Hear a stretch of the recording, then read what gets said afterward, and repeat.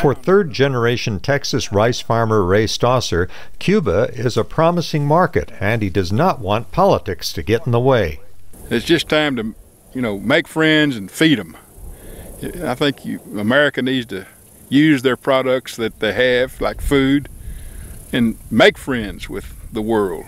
Stosser says half of the rice produced here is exported to other countries, mainly Mexico, and that farmers could produce more if the market were to expand to Cuba.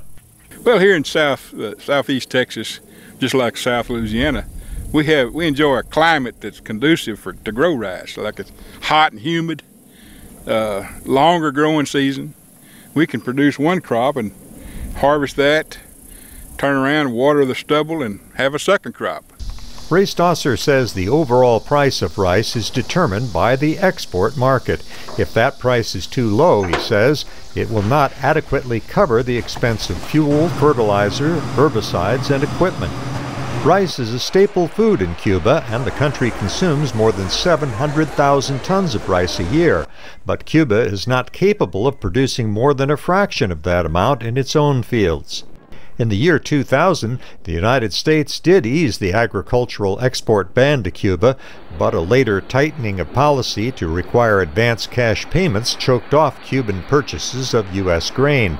Cuba still imports some food from the United States, but the country is short on cash for a number of reasons, including the damage done by hurricanes and a drop in tourism revenue.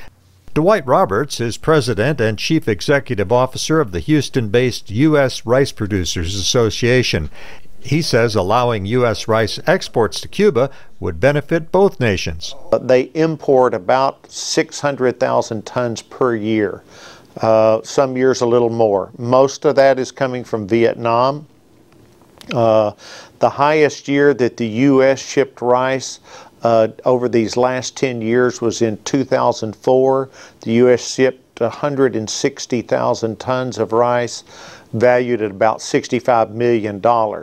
Since 2008, the United States has not sold a single grain of rice to Cuba. Many Cuban-Americans say money should not be a factor in regard to the embargo as long as the Cuban government represses freedom and aggressively opposes U.S. policies.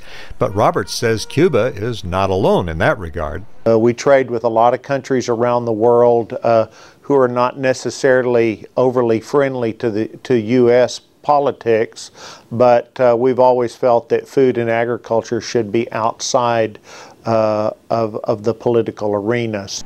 Dwight Roberts says U.S. farmers in general support the bill before Congress that would open the way for the export of rice and other food commodities to Cuba. And it redefines the definition of a cash payment back to the previous terms of payment after the ship has been loaded. It allows for direct banking. Right now, under the terms, we have to use a third country bank. The bill would also ease travel restrictions to Cuba, which U.S. farmers believe would increase the demand for U.S. food products, including beef and pork. But the bill to open such trade still faces heavy opposition in Congress and probably will not be debated until after the legislative body's August break. Flakus, VOA News, Houston.